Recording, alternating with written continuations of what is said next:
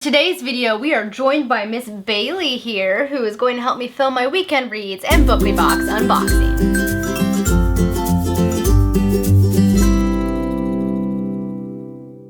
Hello everyone, it is Samantha and I hope you guys are having a great day. I'm here today with Miss Bailey. We are here today to film my weekend reads and BooklyBox unboxing video. Let's now just get into all of this bookish goodness. So this weekend I pretty much just have one read, and that book is Myron's Gift by Fiona McIntosh. Ran across this book while I was at Powell's and it just kind of caught my interest because it seemed like it might be a good fantasy book, and so far I'm absolutely loving it. It is so good. It follows our main character of Wild Thirsk. Wild Thirsk is the general of the Morgavian army. This is a title and a position that is handed down from father to son, but Wild, much like his father, is extremely talented and all the soldiers love him, etc. However, soon the kingdom is about to be thrown into turmoil because the benevolent king is about ready to pass, and the reins of the kingship will pass on to his kind of evil, dickish son. And Wild and his son hate each other, even though Wild is supposed to be his right-hand man. They've just never gotten along. The story kind of takes off when Wild is about 14 and he arrives at the palace city, and soon after his arrival,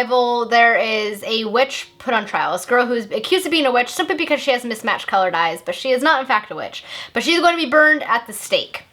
And Wild is one of the few people that shows her any compassion after she has been tortured and is about ready to be burned. However, the girl herself, Myron, might not be a witch, but another power gives her a gift that she passes on to Wild. Wild has no idea what this gift is, and then some years pass and the story kind of takes off from there. The prince is now king and he's evil, and Wild kind of has to protect the kingdom and bring it back to a time of peace and prosperity. And soon he realizes that this gift that he doesn't really even know he has isn't really a good thing. So far, I am really enjoying this book. I am loving it to bits. This book is definitely a little bit tropey in some of its storytelling, but I really like it, and it's really engrossing. You have a lot of really great characters. You have really kind of good hero characters such as Wild. You have morally gray characters. You have just flat out evil characters like the prince, and it's just so good. I'm really enjoying it. I'm almost 200 pages into it, and I expect getting a good chunk read today because it's one of those books that I cannot put down. And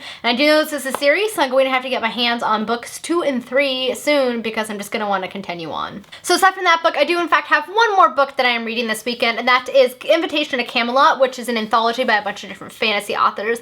I actually received this months ago as a gift from my friend Dustin, but I haven't continued on with it. I got distracted by other books, and so I want to finish it up. I have less than 100 pages to read so far, and so far I'm really loving it. It's a bunch of short stories featuring Arthurian legends, and I'm really liking it. So I want to finish this one up this weekend as well. Those are going to be my 2 main reads for this weekend and probably into the first half of next week. I'm still having to decide what I want my next read to be. I haven't quite determined that yet, but both of those are very enjoyable, so I'm anticipating enjoying them.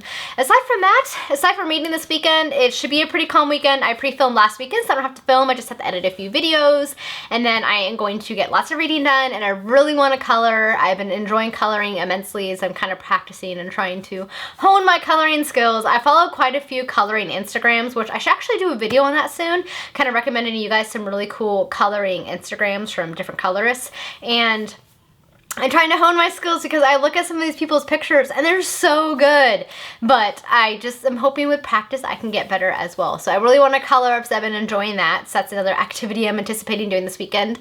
And then also wanting to play some video games. I haven't really played video games in a while, and I miss playing Stardew Valley, so I might power up my Stardew Valley once again because it's been far too long since I have played that. And I might throw in some Earthbound in there as well because I haven't played Earthbound in forever, and it was my favorite Super Nintendo game, so I'm going to break that out as well. So yeah, it should be a nice low-key weekend, which I am looking forward to, gearing up for a busy week with work and whatnot. So yes, I'm going to sleep and read and do chores and help out with other things and color, and it should be a fantastic weekend, I think. But aside from weekend reads and weekend activities, I am also here for the BooklyBox unboxing. I got January's box from BooklyBox, and I am very excited to open it. In case you guys may not know, if you've missed one of these videos before, I'm actually an affiliate for BooklyBox, so they send me one of these to review every month, very kindly of them. And if you guys use my link, which is down below, you guys will actually get 20% off your box every time you order it, and I'll get a little bit of a commission, so that's pretty cool as well. But I really like BooklyBox. They have a kind of cool concept because every time you purchase a box, they donate a book to a third world country, to a less fortunate person who might not have access to books. And they always put a little card about where all the books went this month because they choose a different country and facts on that country and things like that. And they have a bunch of different boxes to choose from. I always get the fantasy box, but they have several different genres, and they always put really cool little gifts in here as well. So without further ado, let's open it up and see what's in January. All right. Woo. So this is the inside of the box, and the first thing that we have here, actually this is really awesome because I struggle with this all the time. It is called the Gimbal Traveler, and it's this little device, if you can kind of see it there, that will hold your book open. So you know when you're trying to read hands-free and the book keeps closing so you lose your page, you have to like make sure you have your hand on it so you only have one hand to use if you want to eat. Well, this will hold your book open, so that's perfect because I like to eat while I read, and it's kind of difficult sometimes when the book does not want to stay open, so that's actually a pretty cool little gift. All right, so this month's books went to Sierra Leone, and so they have a bunch of different little facts on the country, so that is very cool. It's always a cool thing they do. And inside we have the BooklyBox bag, so we get to open it and see what's inside. So you always get 2 tea bags that kind of match the theme of your book in the month. And this month I got a Tazo Earl Grey tea and a Tazo Chai Pumpkin Spice. So both of those should be good.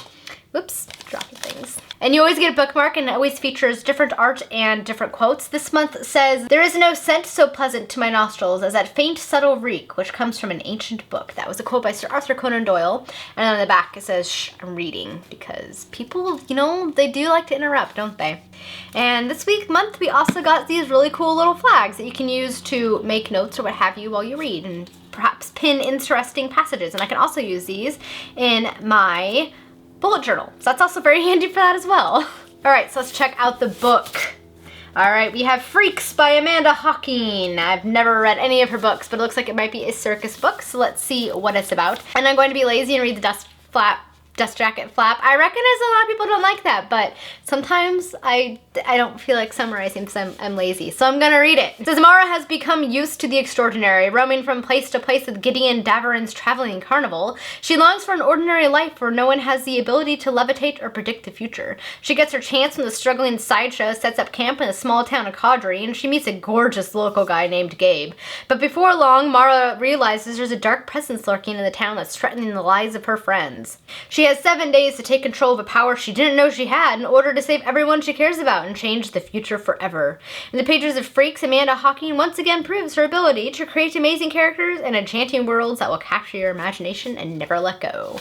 So it looks like it'll be a standalone fantasy novel, and it seems like it could be interesting. I've never actually read a circus book, believe it or not. Just hasn't happened. So this might be an interesting little foray into that little subgenre. Alright guys, that's pretty much it for today's video. Have to let me know if you have any plans or what you're reading or anything you want to comment in this video. Please feel free to do so. Thank you guys so much for watching. I hope you guys all have a lovely day. Until next time, happy reading. Bye! I have to say guys, I'm really quite enjoying my blue-purple hair, which I realize kind of matches my Doctor Who stuff back here. That was coincidental, but I'm okay with it.